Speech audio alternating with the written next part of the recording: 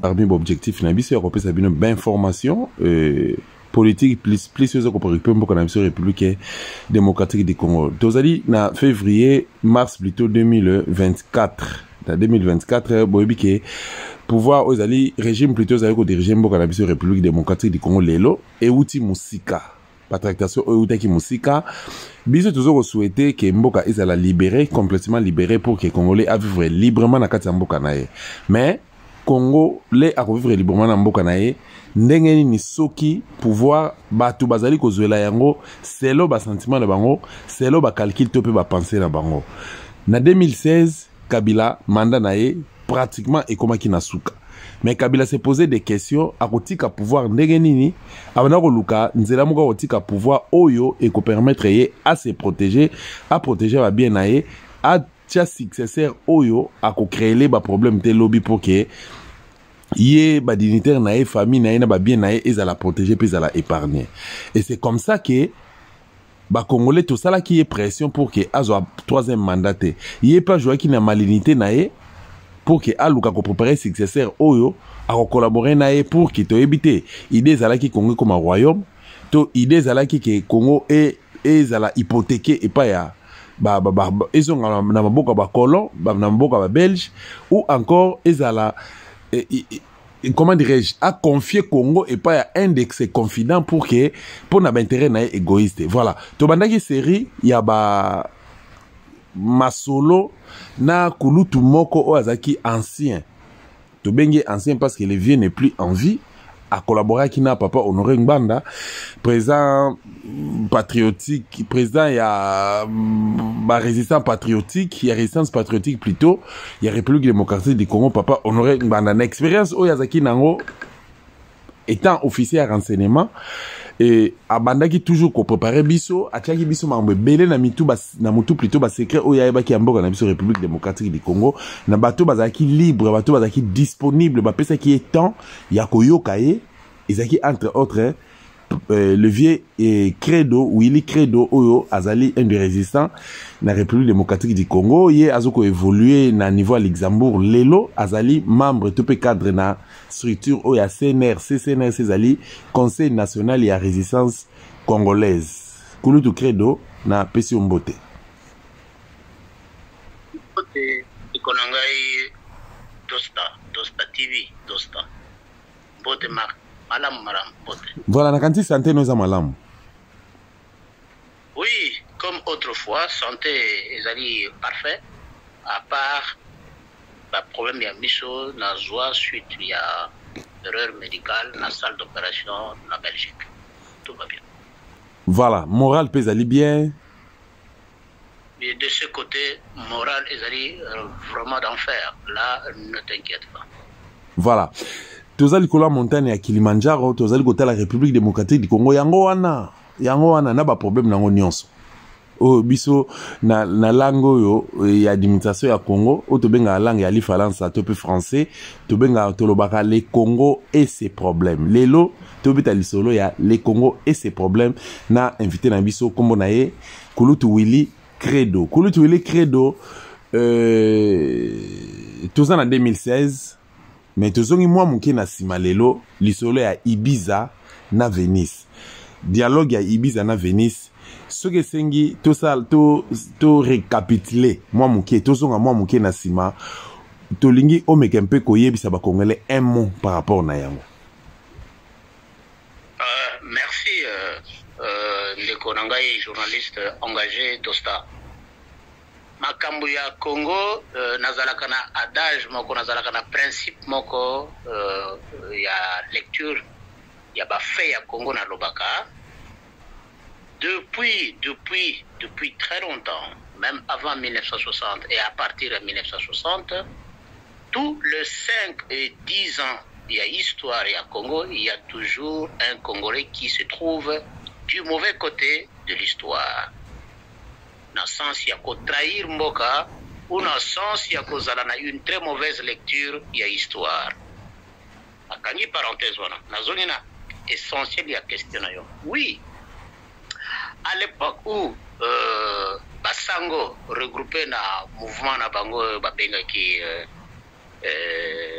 comment comment on appelle Senko, voilà, merci. Nazali Awape, Nandeko Longo Soufrengai, l'abréviation le docteur Alongo Boyebi, le docteur en droit. Alors, Basango réuni avec quelques membres, il y a opposants politiques selon lecture à Kinshasa. Parce que biso na lecture na biso, un pays occupé, on ne va pas aux élections. Donc, Basango aidaki quelques hommes politiques, notamment Papa Etienne Tshisekedi, qui était en force. Il y a un regroupement, il y a une masse politique, quelle que soit à l'époque obédience politique. Il y a maintenant, na kati ya Congo, il y a un papa qui est d'origine rwandaise et qui est juriste à Balaka tante, il y a Maréchal Mobutu Sese Seko. Pardon, maman na ya Balaka Nokoya Maréchal Mobutu Sese Seko. Mais Motowana autaka na Rwanda po papa na ya zaka polonais, maman na ya zalaki tuti rwandaise. Baye na Congo, baboya naka na mondele wana, tata wana ayeko bala ndeko ya Maréchal Mobutu après kombo na ye Kengo Atondo. Kengo Adondo azalaki na une très bonne lecture ya makambo ya Congo. C'est ainsi, M. Kengo Adondo a conseillé qui bandeko na ye ya batuti que na configuration politique oyo ya Congo ndenge ezali boye. Soki tolingi to maintenir kaka biso, c'est-à-dire bango batuti na ndenge avancement ya ba question politique zokende. Bango nyonso bakozala écrasé. Si bien que à conseillaki na ba groupe touti parentant, ça veut pas par groupe touti j'entends after. Pour changer stratagème, au luka to fait moko oyo bino boko zala na ye en phase, ensuite boko ye bako contrôler ye, et à partir ya wana biso toko bata masima ya dossier ya to fait wana toko bana ko pesa ye ba metindo. Ne bongo Joseph Kabila akutanaka na ndako ya Kengo Adondo avec ba mokolo wa mpombo ba traître congolais, initiative wana ebandaki. Ba poni oui tokosalango, mais Tshisekedi azala neti ya kobatama ba utiliser nde maman Marthe. C'est ainsi que maman Marthe, avec complicité, il y a ancien ministre, il y a défense Flavio, Flami Vaillot, celui Flami André Flavio, celui Flavio, Flao, monsieur Alongo Zako Souflengai, le réel Komboraye André Flao, ne Bango Wana, Basalaki, tout ce montage pour que la négociation et Bandako Salama entre la Kabylie, en général, négociation qui conduit par Bochap, na côté wana avec Fortuna Bisserele, et de l'autre côté, Ezalaki Félix Antoine Tshisekedi, plus Ndekonaye Christian et les autres membres, je ne peux pas kozala na ba kombo ya batunye surtout là. Alors les négociations ont commencé na Ibiza. Ibiza ezali na Espagne. Lisu ya Bareko et Moni Bango, Bakimi, Baye na Venise. Lisu ya Bareko pe Moni Bango. Monsieur Honoré Ngbanda, de son vivant, a sali révélation. Bokeba, Félix na papa Etienne Tshisekedi, bazali ko négocier na Kabila pour basala bango transfert ya pouvoir. Et Salaka Bongo, monsieur Oyo Babengeki na UDPS na kombo ya Valentin Mobaki, qui était conseiller politique et scientifique, je pense. Il y a papa Etienne Tshisekedi, je peux me tromper dans le titre, mais il a dit quelque chose de ce sens. À Bondaki dans ce sens, mais sans pour autant à citer Kombo, il y a Félix, puisque dans l'heure on a Bazalaki déjà au Potono. Félix, monsieur Honoré a salué la déclaration. Or, il y a Kabylie avec monsieur Félix Naba Ndekonaye, famille, parce que na angle wana, moment wana, angle UDPS et longwa qui angle national. Et bandaki kokoma angle familial. Parce que bazalaki na envie d'étouffer les anciens locaux, par exemple, docteur Mpila, Mavungu, Albert Moleka, ils étaient écartés, y compris Mobake, ils étaient écartés dans ma solo politique pour que ma solo ait comme en faveur.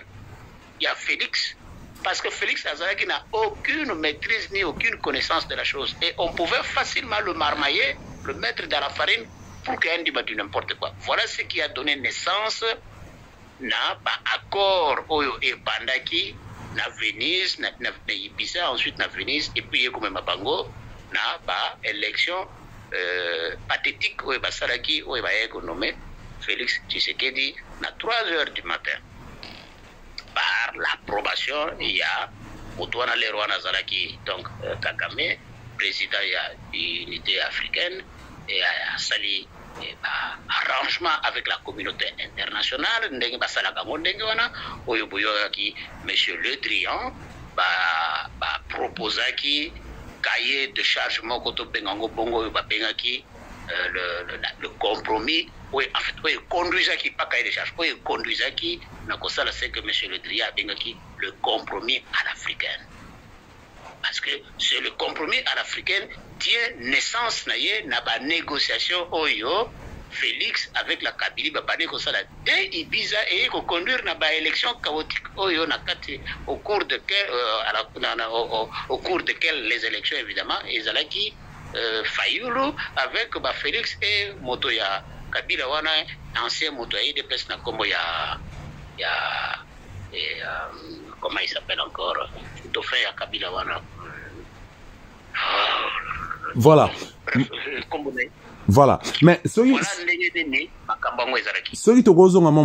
mais comment c'est possible la tractation est salimaki? Barragement c'est maki déjà na Ibiza na Venise, tout le monde en 2015. Mais en 2016 il y a eu dialogue au na préambule na yo dialogue ya Saint-Sylvestre qui initié par Basango, Abechole et les autres. Mais comment ça? Comment expliquer? Ezaki nango banda ko voiler ba congolais misu parce que na kati ya avant dialogue wana Etienne Tshisekedi asalaki meeting moko na triomphal esika Villepandaki Kabylie esika Villepandaki régime oyo ya régime oyo ya 18 ans mais na senango ceux qui comprendre na senango il y avait autre chose ou comment mekana ko expliquer s'il vous plaît. Makambo oyo za koloba. La politique a ses réalités et ses subtilités.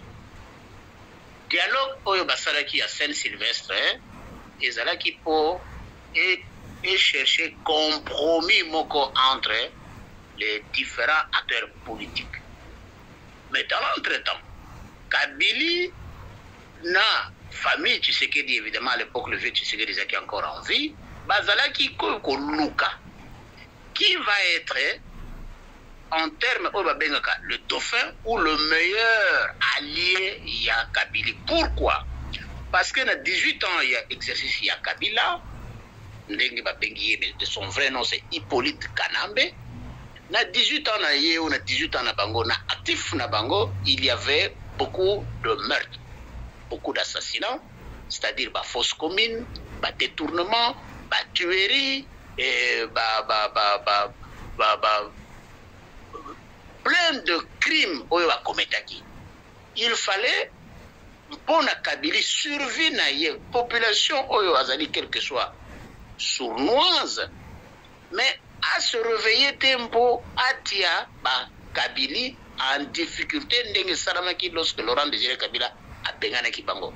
Donc bango bazali ko luka les parcelles de sécurité et ces parcelles de sécurité en politique ezalaka trouver na ba compromis.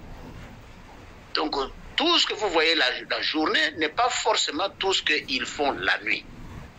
Donc, sur le plan global, il fallait au sein, il y a un regroupement, il y a un consensus, il y a politique, la société civile autour il y a 5 ans, avec les acteurs politiques, pour trouver, évidemment, trouver cadre, il y a soit bateau bakosala ba élection, soit bato bakosala ba homme politique. Mais la Kabylie bazeba qui déjà parce que quand on fait un accord politique, il y a toujours ce qu'on appelle en termes sécuritaires plan A et plan B. Au cas où le premier échouait, bazana carte bakobimisa pour le plan B. Voilà pourquoi donc tout ce qu'on faisait, malgré tout ce qu'on faisait, mais la Kabylie avait déjà une carte sûre au Yazaraki Yango et permettre Bango passer la transaction avec beaucoup d'assurance. Mais la carte Yango, UDPS Azaraki na Mbongote, UDPS Azaraki na population.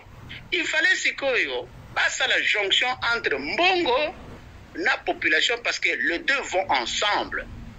Raison pour laquelle, pas intéressé qui n'a pas multinationale et puis une organisation touti une organisation il y a pas homme d'affaires américain pas intéressé qui Katumbi avec son frère Katebe Katoto pas contre danger ndé yangwana ba kenako créer cette histoire de Genval. Genval c'est une histoire américaine, c'est une histoire de la communauté internationale, c'est pas une histoire des Congolais. Donc par là c'est de comprendre mais les vieux Tshisekedi d'abord un peu que jouer na ba salger. Papa Tshisekedi a toujours joué, toujours depuis Kalayavinaye. Il a toujours fait des jeux politiques. À l'époque, il y a Mobutu, Honoré Ngouane l'avait dit, Moto ya yaka awa kozoba katomba ngote na koyebisa ye, na avion, na heure, na date, na numéro de coupure. Les hommes politiques, même ceux qui sont au Congo actuellement, Mouzito est en train de faire pareil. Fayoulou est en train de faire pareil, papa. Ils sont en train de faire pareil. Alors, actuellement, Mozitu qui avait dit qu'il faut au Kamata, armée na biso, token kosale bitumba na Rwanda. Mais aujourd'hui, Mozitu compose avec Félix, parce que le gendre de Mozitu a toujours été, depuis que Félix est là, l'éternel ministre, il y a coopération, il y a information. Patrick Mouyaya, que vous connaissez. Voilà. Donc le jeu politique a toujours existé. La connotation internationale, mais oui, et ça là ici, et ça là ailleurs, ça a toujours été comme ça là. Mais pour des pays qui sont structurellement plutôt développés et organisés, et pesakate salité ndenge pesake pana biso avec beaucoup plus de légèreté. Wana skotokoloba le 30 septembre ce qui n'a pas santé 2018, le 30 septembre 2018, il y a une meeting ya opposition, le meeting ya opposition c'est maki na boulevard triomphal et sika ba opposant nyoso basangana ki likolo ya podium moko sima ba huis clos et belé oyo ba multiplier ki finalement ba ki obimisa na mise ya population. Félix Azui parole na suka albito aussi to meli mbondo mokote ameka ko trahir biso bopoza to stoyo kani toloba meeting ya triomphal 30 décembre 30 septembre na triomphal et puis na bengango ba corps o bakinda ko signer na Genève entre opposants lisusu sika ba bimisa ki fa le candidat comme opposition ezaki nango maquillage ou ba ezaki nango distraction to benga yango. Oui, tokoki ko bengango distraction, mais ezalaki ba accord na bango. Eza lokola bokeyi compétition moko donné. La compétition au départ, il y a plusieurs tendances, il y a plusieurs équipes. Bokomi na suka na ba finale, maintenant il reste 2 ou 3 possibilités. Et bah acquaintance et bandit qu'on s'est créé. C'est de la même façon Basalaki. Esprit a bandit pour être parce que je n'étais pas partie prenante. Mais n'andé tout ça la lecture ya makamongo. L'esprit est bandit pour être pareil. Pour être ndenge nous a expliqué. Mais par la suite tant ba comme na niveau ya élimination parce que il fallait qu'on éliminer ba tout le corps Bakatumbi et autres Basalaki Bambusa Nyamusu Basalaki éliminé. Donc finalement ba yeko se retrouver ndenge bomona kiwana Fayoulou, Félix, Nani Oyo Azaraki na PC qui na banque Matungulu et consort na Vital Kamere, ils ont fait tous des arrangements. Oyo quoi en faveur, il y a un groupe donné. Mais et loko batubaye bakate. Ce qui a joué sur Félix Tosta, ça c'est la plupart des Congolais bandekona biso baye bakangote. Ce qui a joué quand il y a Félix Ezali, l'affiliation, je dis bien l'affiliation, le mariage par alliance, cela a joué beaucoup parce que ça a beaucoup plus d'importance na batuti que na batunyo surtout. Moi si à Félix Denis Nyankero azali na ba familiarité, azali na ba relation liée avec moi si ya Vital Kamerhe. Moi si ya Vital Kamerhe ba mbozi, bazali ba cousine ya ba Nyankero.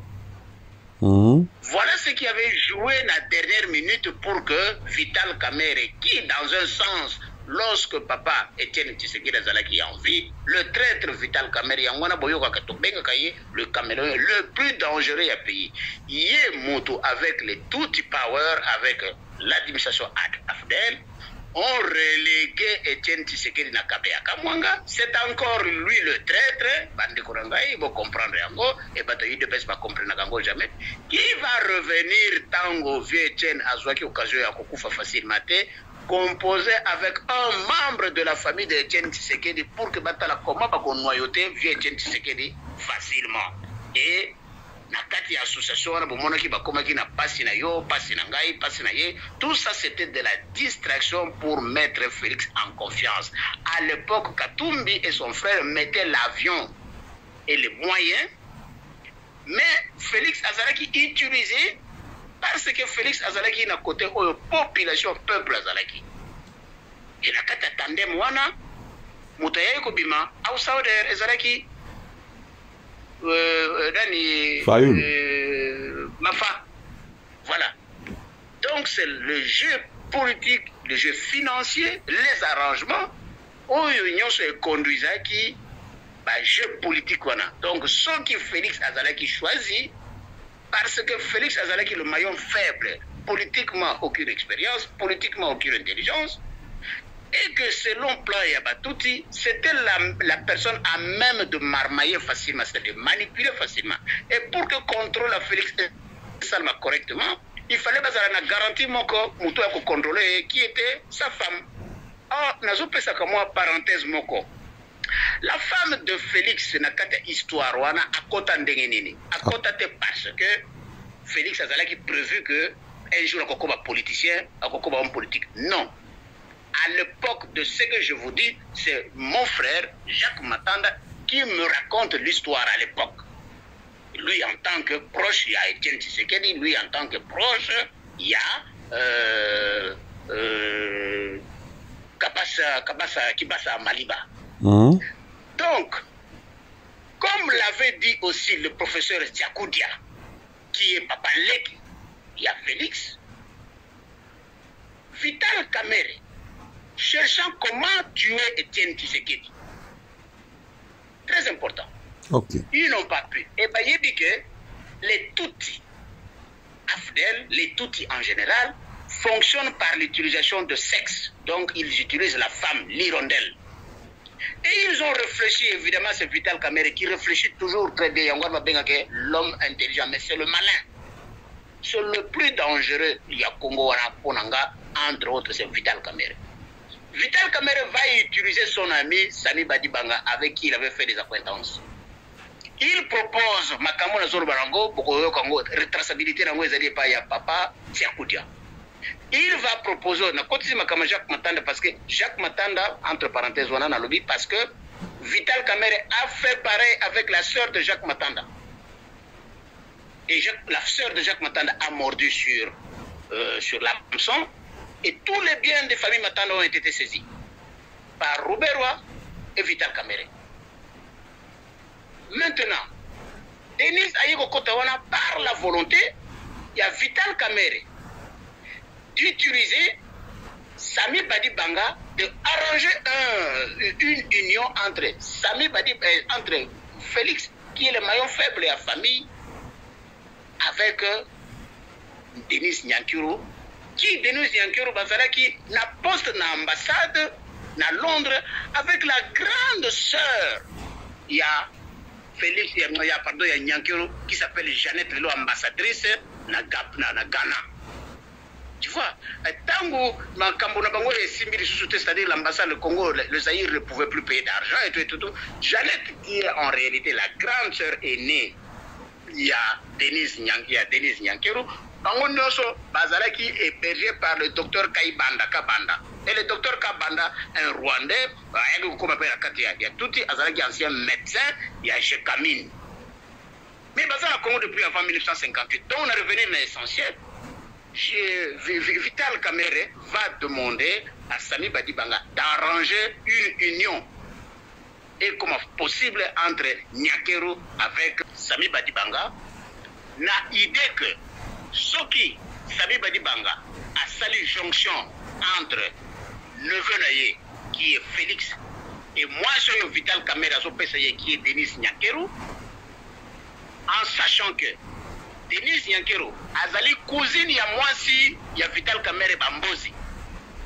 La grande sœur ya Denis Nyankero na kombo ya Jeannette fut envoyée ambassadrice na Londres, non, fut diplomate, pardon, pas ambassadrice, fut envoyée à Londres comme diplomate par le comte à l'époque Yamushobekwa, ministre des Affaires étrangères d'un autre Rwandais, dont la fille Mushobekwa est épouse d'un certain Moana général Mogoboso Moulambasuri, quelque chose comme ça, j'oublie le nom.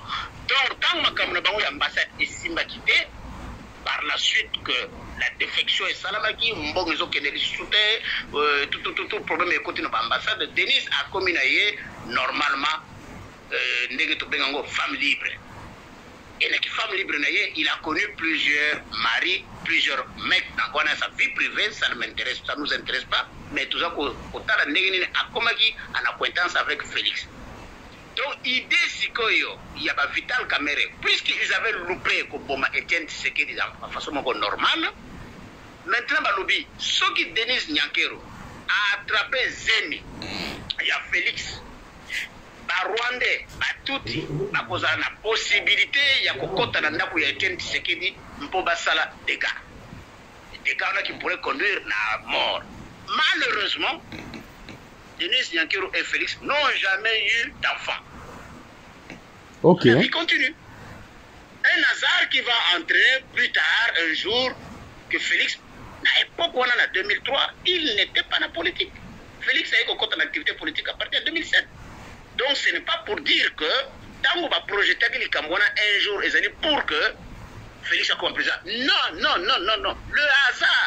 Le hasard de l'histoire a fait que, un jour, dans la vie, Félix a embrassé l'activité politique par demande, il y a maman naïe.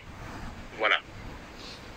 Ah, c'est quoi tu comme tu évolué j'espère que baso comprendre la manière dont tu matin na gradation tu les ba corps il y a Genval tu se retrouver na Kingakati. Est-ce que réellement Kingakati existe qui Kingakati na ça la liaison na corps il y a eu conclave à Kingakati entre le camp de Félix Kamerhe, les camps de Félix Kamerhe et Kanambe, mais c'est credo.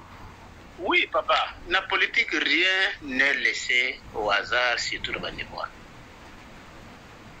Donc, la preuve y a accordé. Mais à la suite des événements, et au début, il y a historique, te montre déjà qu'il y a eu accord.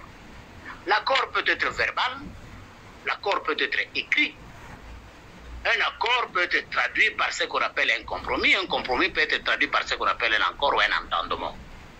Une chose qui est vraie et réelle et indiscutable, c'est que les accords ont été faits entre la Kabylie et les Tshisekidistes axe familial. Ça, c'est indiscutable. Pour preuve, les deux défecteurs, comment on les appelle, les détracteurs, il y a Bangokuna, na Kombo, il y a Général Numbi, na Nanga, disent que ce sont eux qui ont fabriqué le monstre et ils seront prêts de faire le monstre aussi. Donc on ne peut pas ne pas koyoka ce que Nanga dit, d'autant plus que c'est Nanga qui était président Yasseni, donc il est à la machine. Puisqu'il acclame tout haut que c'est moi qui ai fabriqué le monstre et je sais comment le défaire. Voilà maintenant le monstre, le fabricant du monstre est devenu associé à M23, membre à part M23. Qui est le membre premier à M23? C'est Joseph Kabila. tout tourne autour de ça. Tout tourne autour de ça. Pourquoi? Tout tourne autour du fait que les Rwandais, les Tutsis veulent d'une manière factuelle obtenir les terres de Panabiso. Ce que yo na radio na yo na information na yo na mayele na yo doivent interpeller les Congolais par rapport à la situation à Rwandais depuis l'histoire de M. Dosta. Quelqu'un qui est la nationalité azalakanatina te asenga lisusu nationalité wana en utilisant ko bomabatu ko sala guerre alors que yo botami to zali mutu wana bongo ko senga susu nationalité ndenge est-ce que na ndako na yo na ndako ya papa na yo okoki ko yebisa papa na yo papa à partir de l'autre ndima pesanga autorisation que nazalaka mwana na yo alors que papa na bota yo ça n'a pas de sens. Donc tout ceux qui bazalaki ba congolais ba koki ko senga nationalité te, c'est-à-dire ba yebi que bandaka na bazalaka ba congolais te. Et maintenant lokola ba Félix lokola ba Kengo Dondo lokola ba Bizima Kara lokola ba Roubé tout ba vanda bongo calmement sans rien. Maintenant bazali ko luka bazwa ba terre et parce que ces terres là sont génératrices, il y a des minéraux importants locaux là, par exemple nobium pour retenir combo ba minéraux wana nobium, pyrochlore, wolframite na explica kamuke muke. Nobium ezali pona haute technologie, il y a ba satellite aussi na ba mindoki. Pyrochlore ezali pona fabrication spatiale, tout ce qui est relatif à la fusée. Wolframite ezali pona haute technologie, il y a ba armes nucléaires. Ozali na schiste, ba métaux o ba bengi ba métaux rares. Ozali na cobalt, qui veut dire cobalt tantaline, colombite pardon tantaline, qui servent na fabrication. Il y a tout ce qui est écran plat, système de navigation spatiale, GPS et consorts. Et ça na moi partie moko etika ka mémoire pour ma mémoire ekufate, il faut que basalango na matière wana. Tu vois, Ndekonangai, Dosta et toutes ces choses-là ont été découvertes dans la société moko pour la plupart, la société Somenki. La société Somenki qui était dirigée à l'époque par Tambwe Mwamba. On n'utilisait que la cassétérite. Nous sommes quand la cassétérite, les résidus qu'on pensait jeter en réalité étaient quoi? Étaient nobium, étaient wolframite, étaient pyrochlore, étaient bilokwana, tout ça. Et toutes ces mines-là se trouvent dans le littoral de Kivu. Voilà l'intérêt pour lequel les Allemands, les premiers à avoir découvert la minéraux, et les Américains sont entrés dans l'information, et ce qui a conduit la guerre est. Il n'y a pas une guerre qui est une guerre simple. Toute guerre a un fondement économique. Si elle n'a pas un fondement économique, elle a un fondement du sol. La plupart des guerres, c'est ça. Voilà la réalité. Donc, voilà. Tout type qui a besoin de récupérer pour le compte, il y a des bango bazali qui travailler pour récupérer une partie de ma belé. Et na bakor na bango oyo selon refus à Laurent Désiré Kabila, c'était 300 km. Banda na Rwanda ti na kati koto. Et c'est ce qui se passe le territoire à Bunagana, le territoire à Bamasisi, le territoire à Walikale, le territoire ya oyo zali na sud Kivu ici ba Rubero bakera na Minembo etc. Voilà. Donc bakor à Kingakati yande est engendré bakor ya Kigali. Ceux qui n'ont compris normalement parce que c'est l'histoire Félix après avoir kolonga la Kingakati tango basisi na Kanambe akendeki lisusu et pas Museveni akende komona Kagame et si kakenda ko signer bakor mususu o ezo créer ba problème lelo na est et la musi ba démarche ya M23 ya koluka ko créer sous ba terrain na partie est mboko na République démocratique du Congo. C'est ça mais c'est credo. Oui, Ndekonanga Dosta, Félix Tango Aye, ce n'est pas moi qui le dis, ma chronique news disent que Félix a signé Bisigna. il a signé avec le M23, il a signé avec Batumoko Boye Kombonaye, je pense, Louyeye. Il a signé bien un certain Louyeye qui était aussi un certain membre à M23. Il a signé Bakor Boye, il a signé Bakor Boye. Et Nakata ko signé, il a dû que Sara Elogo Babengaka, ko fragmenter, donc ko circuiter. Parce que M23, ils allaient composé dans deux axes de ce que Bango Moko Balobaka.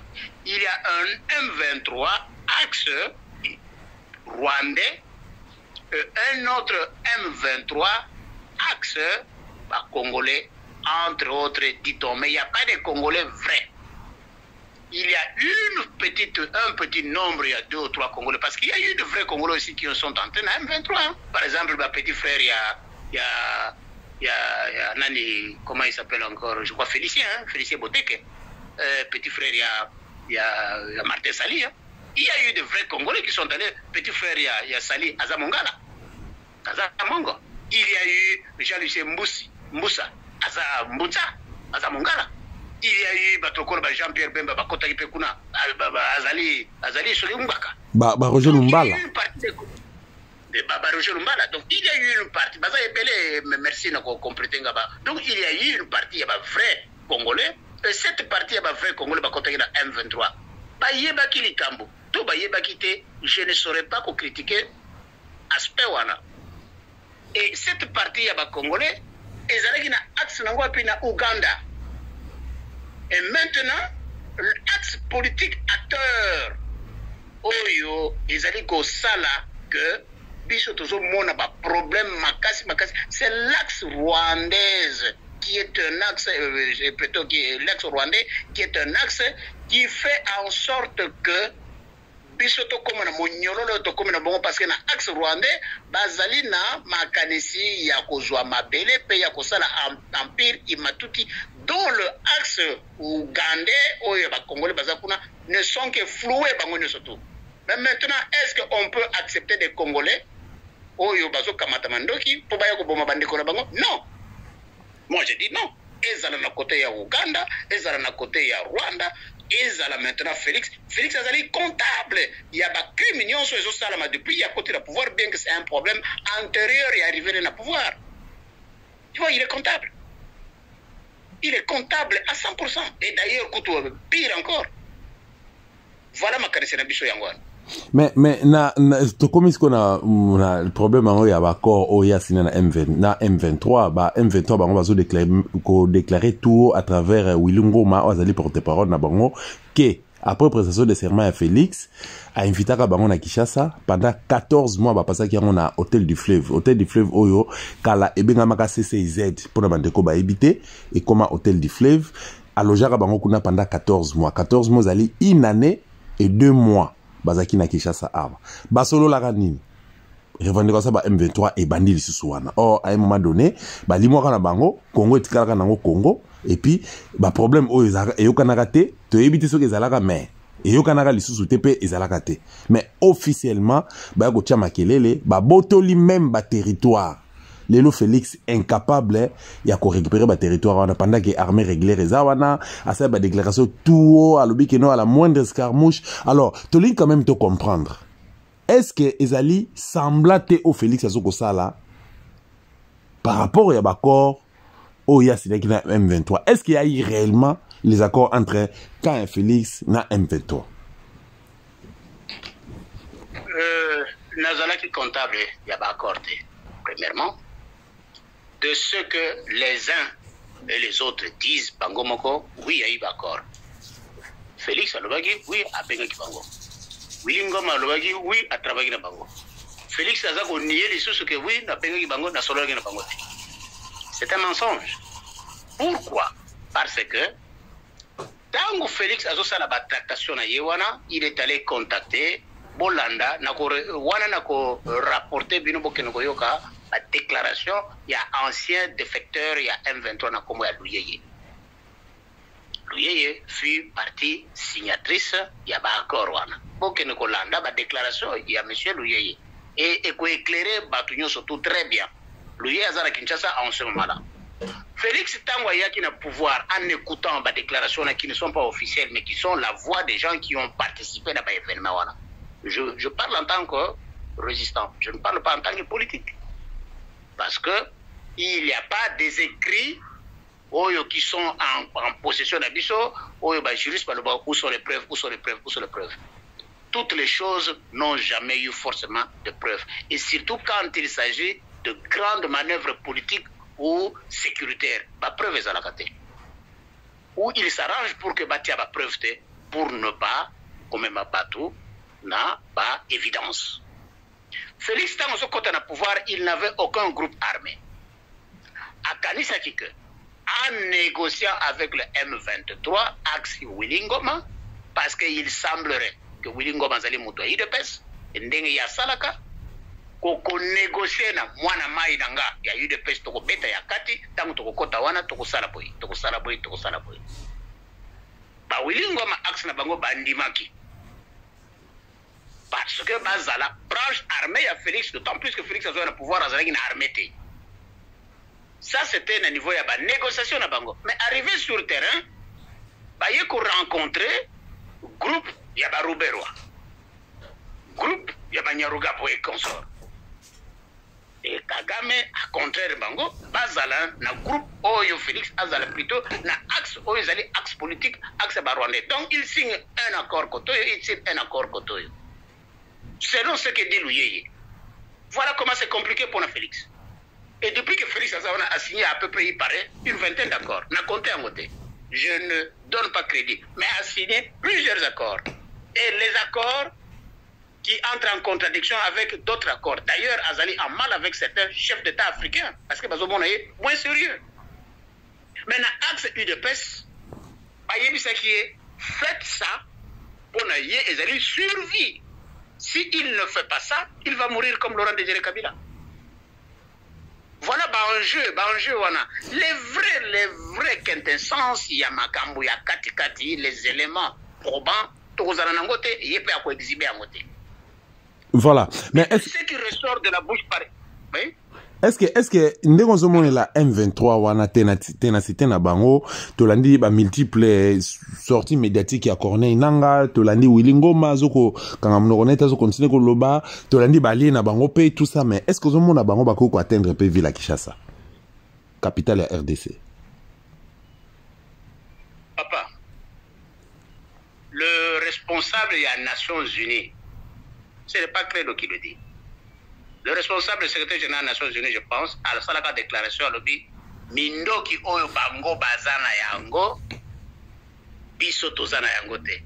Est-ce que c'est raisonnable un personnage de très haut niveau de Koraye à prétendre que M23, groupe Yabatumoko Boye, 1000 peut-être, quelque chose comme ça là, Bazana ba pays moko qui ne fabrique pas des armes, Bavana kana ba samba, Bazana ba outils mokote. Bazala à mesure ya kuzana armes oyo, les nations qui fabriquent les plus grandes armes du monde bazala nangote. C'est-à-dire bango baleki bango na arme on a bien bango bazoke utaka na sanza.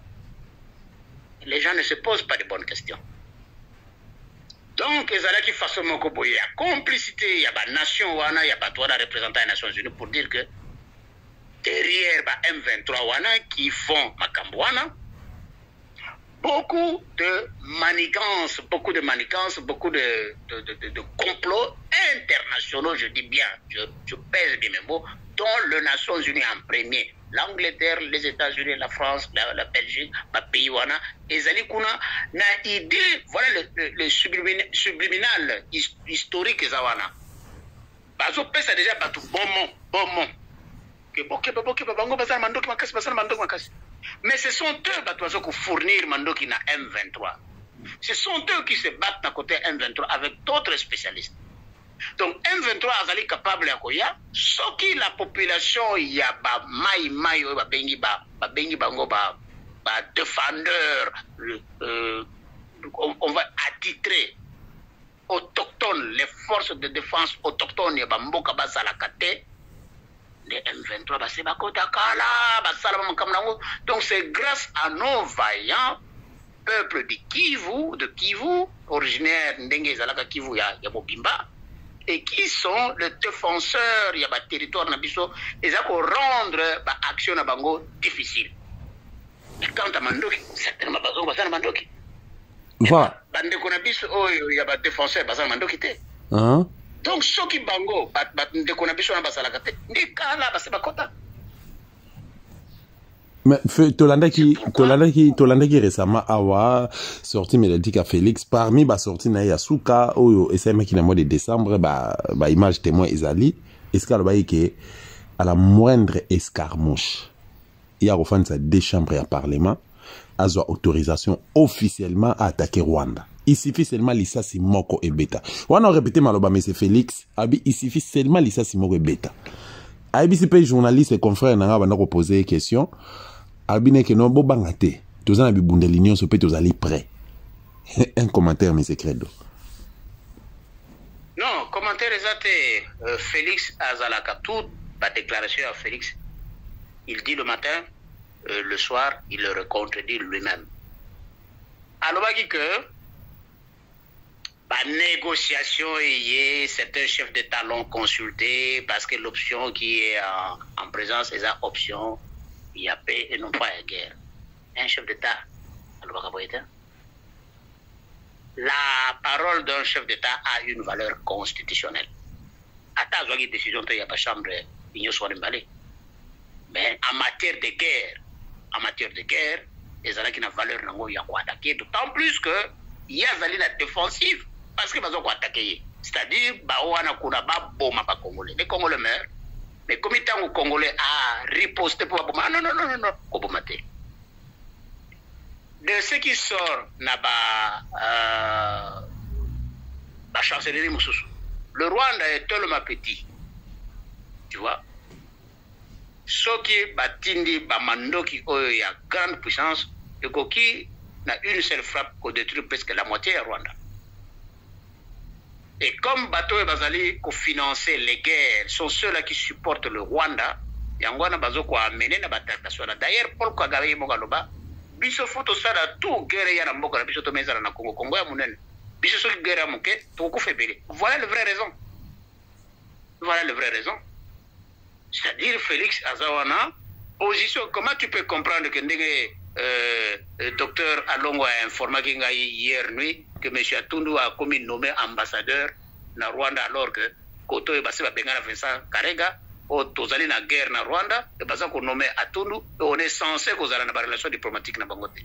Donc Félix est en train de jouer avec le feu, avec le peuple. Voilà, tout ce qui n'a pas lelo, Félix est en train de jouer avec le peuple, il est en train de jouer avec le fait. Tu rappelais pas Bandeko Bazo Kolanda biso ke Kulutu li credo. Nalingi na passé yo, pardon, nalingi na passé yo tuna nga makamoko limbisanga za titre exceptionnel, ezalaki nango prévu te, mais na passé yo docteur Alongo pour expliquer moi moké sur bon, OK, il y a pas de souci et qu'on allera plus tard, il y a pas de problème. Merci. Voilà. Merci beaucoup. Tu peux participer docteur Alongo Mbote sur kaza peme na wana peut-être kaza est prêté pour oui, voilà, pour intervenir. Tu peux essayer Mbote quand même. Bandi Rozo Olanda biso te rappeler que Koulou te crée d'Azali cadre na CNRC Azali Conseil national de la résistance congolaise. Ceux qui n'ont pas la mémoire à Malamu, ceux qui n'ont pas sanité invité à corriger prochainement. Et il y a Azali cadre Kuna Azali un des collaborateurs et M.C. Honoré Mbanda Nzamboko Atumba Derez mémoire. Ngwanda Nzambeko Atumba Akufaki un certain 21 mars 2021. Donc, tout ça déjà dans le mois de mars, Awatozo s'est préparé pour célébrer 3e anniversaire, il y a mort naé, paix à son âme, et tout ça toujours des cœurs naé parce que nous sommes attaqués là, sur héritage, attaqués là, biso, bah, ouvrage, bah, déclaration, machin, tout ça, et ce qu'on servir biso, loco là, bah, comment dirais-je, bah, béquille, hein, pour que tu atteindre, hein, objectif plutôt yebana ko concrétiser combat ya Ngbanda après Ngbanda. Merci beaucoup d'inviter Nabiso, merci na abonner sur Dosta télévision na ebike. Merci monsieur Dosta. Natia un mot sur le 21 mars au Ezakoya. Oui. Le CNRC a dit qu'on se préparait un peu tout ça là avec Fast pour rendre encore hommage na liwa il y a notre vaillant Mwanamboka oyo a sali en sorte que Congolais nyonso ayeba aujourd'hui de tout bord quelle est la vraie cause. Il y a agression, il y a bapaya na mboka na biso. Bapaya en général, l'Union européenne, les États-Unis, le Canada, la France, y compris les deux pays qui ont été utilisés comme étant proxy, c'est-à-dire les Sigabango, notamment l'Ouganda et le Rwanda, notamment, dans un autre sens, le Burundi, le Tanzanie, le Kenya aussi. Voilà. Donc, nous avons préparé, Miloulouana, bientôt, on reviendra vers vous pour accompagner la ligne directrice. Tango, Tokoya Kosala, Sikoyo, mémoire par rapport à l'IWA, troisième année à l'IWA, il y a Feu Honoré Mbanda qui est notre leader. Voilà, merci beaucoup. Na bandeko bazo la nabiso, abonnez-vous massivement, botika moi ba commentaire, bo like ba vidéo nabiso, bo partager en haut et ça la plaisir makasi. Merci encore une fois. Na invité nabiso to ça la continuité, to banda à partir il y a guerre, il y a M23 kaka. Pourquoi la FRDC ne réagit pas pendant que bandeko nabiso bazali ko kufa pendant que ba soldat nabiso pe bazali ko kufa. Merci, au revoir. Ingeta. Merci. Dirigeant, président Nabino. Boko pona. Mais président wana bapaya oyo baze ko organiser ba élection ba ko proclamer yete. Na lobaka ngo Nabino na 2005-6 et Salemi 2011 et Salemi yango na 2019 et outi encore ko Salema. Alors na sengi bino batata na ngai, ba mama na ngai, bandeko na ngai, bana na ngai.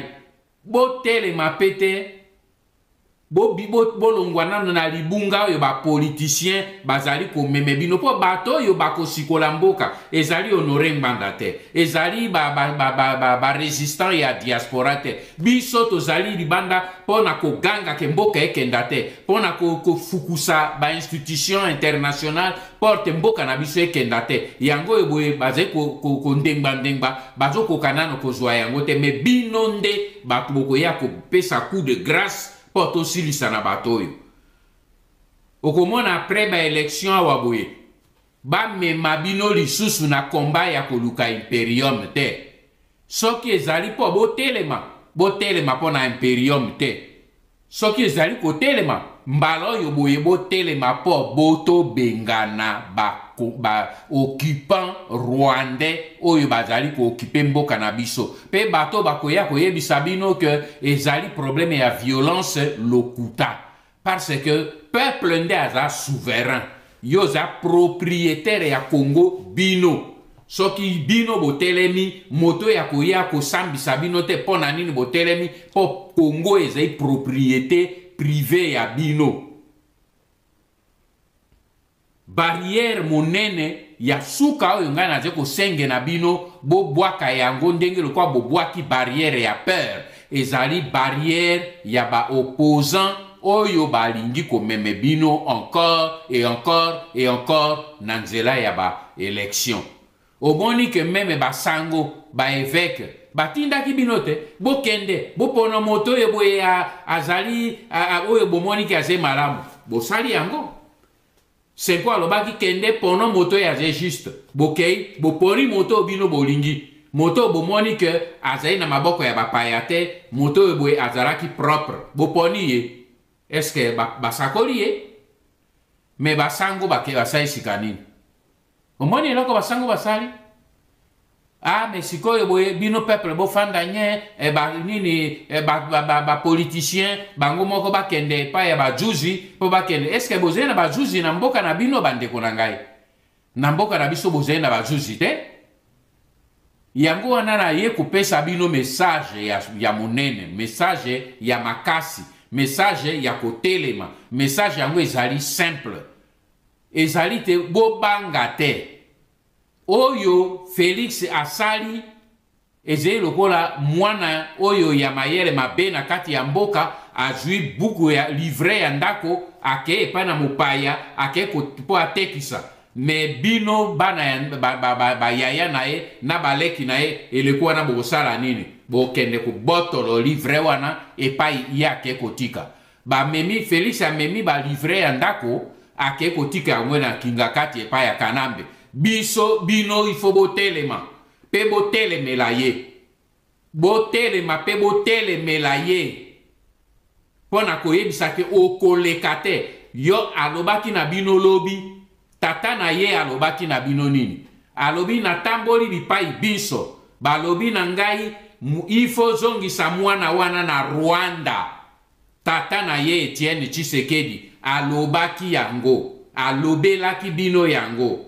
Ye moko alobaki imposteur wana soko atikali tokosila ifo to bengana ye. Lelo yoboye bake bapesi ye mbongo na nkuku abimi aye alobi te. Imposteur wana aze juste imposteur te. Nzambe a changé nationalité na ye akomi congolais. Mais aze même lisusu ennemi na biso te. Akomi partenaire, camarade na biso, ndeko na biso, tofanda na ye ndako moko, mbeto moko, esika moko. Bandeko na ngai esale makate. Po sima na ye Kanambe ati ye wana lokola ekeko. Omoni ayaki na Laurent Désiré Kabila bayaka na ye obebwe. Abombeli ba Congolais metango ye konginda abimi abie bato bazai nde ba Rwandais. Mais otango ayaki na bango ayebisaki binote alobaki ba libérateur. Oyo boy Félix azo sa la même chose. Lelo abenga ye sous libérateur te abi partenaire. Lobi akolobake ba envutaki ngai na yeba kite. Ba na miso efungwani nde sikoyo te. Omoni Laurent Désiré Kabila sali biso jeoyo écoutez biso 20 ans ya boumbu. Bongo toti que la sous Félix ça sali sous même chose. Tozi les sous 20 ans ya boumbu. Te bande konangai. Bozali capable. Lokola ba ekaye kwe bino na miso. Botelema. Pe bande ko ya diaspora. Et loko nani ko ebisa bino sikoyo boye. Ba masque kwe.